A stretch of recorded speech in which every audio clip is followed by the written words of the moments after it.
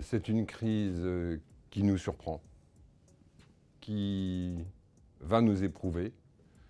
Et il y a à cette guerre une dimension humaine à laquelle, évidemment, un groupe comme le nôtre, comme Covea, ne peut pas rester indifférent. C'est une situation qui est inouïe. L'Europe et largement ses frontières sont destinées à assurer la paix. Et l'on voit à quel point cette paix, à laquelle nous tenons, à laquelle nous sommes aussi habitués, est d'une extrême fragilité.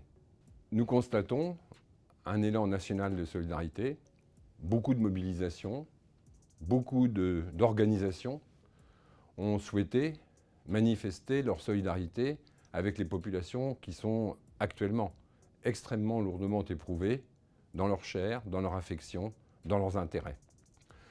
Nous avons voulu, nous aussi, participer de cet élan, participer de cet effort de solidarité qui est organisé, pour ce qui nous concerne, au niveau national.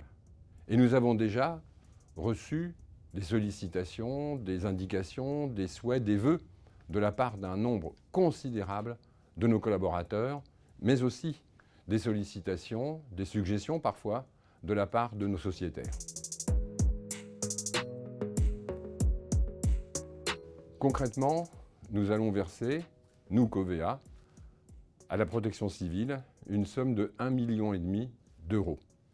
Pourquoi avoir choisi ce mécanisme de don financier ?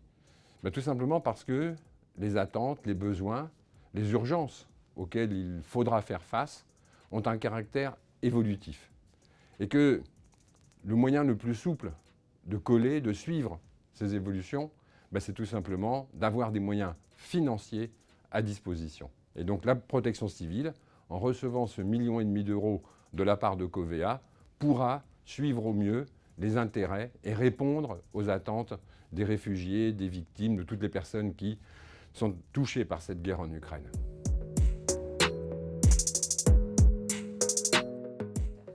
Pour les collaborateurs, ceux qui ont manifesté ce souhait, ceux qui veulent maintenant s'engager, nous avons décidé d'accorder une journée qu'ils pourront consacrer à ces actions en se mettant en relation pour que, évidemment, tout ça soit coordonné, c'est-à-dire utile, avec le site gouvernemental qui organise ces opérations.